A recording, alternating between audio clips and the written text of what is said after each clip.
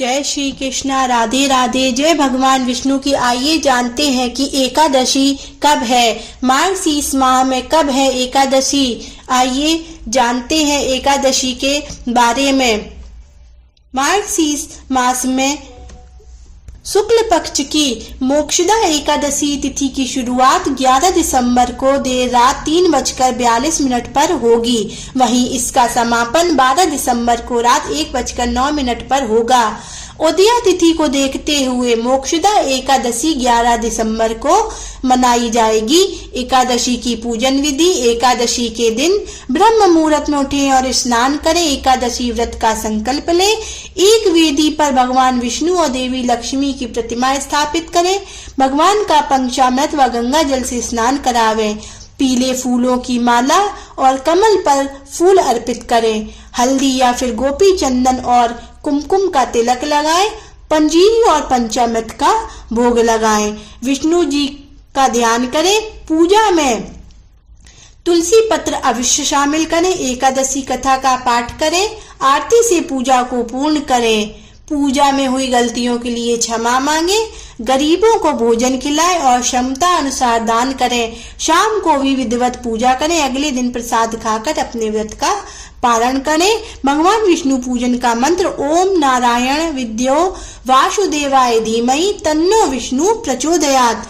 ओम ह्रीं कार्ति विनार्जुन नाम राजा बाहु सहस्त्रवान यस्य स्मरेण मात्रेण हस्त नस्त चालभेत। आइए जानते हैं मोक्षदा एकादशी व्रत कथा के बारे में। कथा के बिना अधूरी रहेगी एकादशी की पूजा। महाराज युधिष्ठिर ने कहा, हे भगवान, आप तीनों लोकों के स्वामी, सबको सुख देने वाले और जगत के पति हैं। मैं आपको नमस्कार करता हूँ। हे देव, आप सबके हितैषी हैं, अतः मेरे संशय के दूर कर मुझे बताइए कि मार्गशीर्ष मास एकादशी का क्या नाम है। उस दिन कौन से देवता का पूजन किया जाता है और उसकी क्या विधि है, कृपया मुझे बताएं। भक्तवत्सल भगवान श्री कृष्ण कहने लगे कि धर्मराज, तुमने बड़ा ही उत्तम प्रश्न किया है। इसके सुनने से तुम्हारा यश संसार में फैलेगा। मार्गशीर्ष शुक्ल एकादशी अनेक पापों को नष्ट करने वाली है। इसका नाम मोक्षदा एकादशी है। इस दिन दामोदर भगवान की धूप दीप नैवेद्य आदि से भक्ति पूर्वक पूजा करनी चाहिए। अब इस विषय में मैं एक पुराणों की कथा कहता हूँ। गोकुल नाम के नगर में वैखानस नामक राजा राज्य करता था। उसके राज्य में चारों वेदों के ज्ञाता ब्राह्मण रहते थे। वह राजा अपनी प्रजा का पुत्रवत पालन करता था। एक बार रात्रि में राजा ने एक स्वप्न में देखा कि उसके पिता नरक में है। उसे बड़ा आश्चर्य हुआ। प्रातः वह विद्वान ब्राह्मणों के पास गया और अपना स्वप्न सुनाया। कहा, मैंने अपने पिता को नरक में कष्ट उठाते देखा है। उन्होंने मुझसे कहा कि हे पुत्र, मैं नरक में पड़ा हूँ, यहाँ तुम मुझे मुक्त कराओ। जब से मैंने ये वचन सुने हैं तब से मैं बहुत बेचैन हूँ। चित्त में बड़ी आसक्ति हो रही है। मुझे इस राज, धन, पुत्र, स्त्री, हाथी, घोड़े आदि में कुछ भी सुख प्रतीत नहीं होता। क्या करूं? राजा ने कहा, हे ब्राह्मण, देवताओं, इस दुख के कारण मेरा सारा शरीर जल रहा है। अब आप कृपा करके कोई तप, दान, व्रत आदि ऐसा उपाय बताइए जिससे मेरे पिता को मुक्ति मिल जाए। उस पुत्र का जीवन व्यर्थ है जो अपने माता पिता का उद्धार न कर सके। एक उत्तम पुत्र जो अपने माता पिता तथा पूर्वजों का उद्धार करता है वह 1000 मूर्ख पुत्रों से अच्छा है। जैसे एक चंद्रमा सारे जगत में प्रकाश कर देता है परंतु हजारों तारे नहीं कर सकते।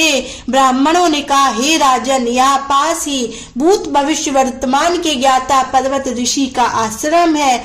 आपकी समस्या का हल वे जरूर करेंगे। ऐसा सुनकर राजा मुनि के आश्रम पर गया। उस आश्रम में अनेक शांत चित्त योगी और मुनि तपस्या कर रहे थे। उसी जगह पर्वत मुनि बैठे थे। राजा ने मुनि को साष्टांग दंडवत प्रणाम किया। मुनि ने राजा से सांगोपांग कुशल पूछी। राजा ने कहा कि महाराज, आपकी कृपा से मेरे राज में सब कुशल है, लेकिन अकस्मात मेरे चित्त में अत्यंत अशांति होने लगी है। ऐसा सुनकर पर्वत मुनि ने आंखें बंद की और भूत विचारने लगे कि बोले, हे राजन, मैंने योग के बल से तुम्हारे पिता के कुकर्मों को जान लिया है। उन्होंने पूर्व जन्म में कामातुर होकर एक पत्नी को रति दी, किंतु सौत के कहने पर दूसरे पत्नी को ऋतु दान मांगने पर भी नहीं दिया। उसी पाप कर्म के कारण तुम्हारे पिता को नरक में जाना पड़ा।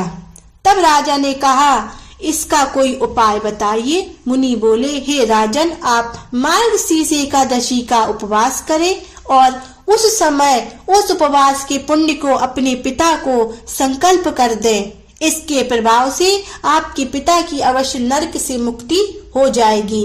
मुनि के ये वचन सुनकर राजा महल में आया और मुनि के कहने के अनुसार अपने कुटुंब सहित मोक्षदा एकादशी का व्रत किया।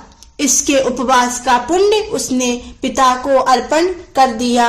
इसके प्रभाव से उसके पिता को मुक्ति मिल गई और स्वर्ग में जाते हुए वे पुत्र से कहने लगे, हे पुत्र, तेरा कल्याण हो। यह कहकर वह स्वर्ग चले गए। मार्गशीर्ष मास की शुक्ल पक्ष की मोक्षदा एकादशी का व्रत जो व्रत करते हैं उनके समस्त पाप नष्ट हो जाते हैं। इस व्रत से बढ़कर मोक्ष देने वाला और कोई व्रत नहीं है। इस कथा को पढ़ने या सुनने से वाजपेय यज्ञ का फल मिलता है। यह व्रत मोक्ष देने वाला तथा चिंतामणि के समान सब मनोकामनाएं पूर्ण करने वाला है। जय भगवान विष्णु की, जय माता लक्ष्मी की।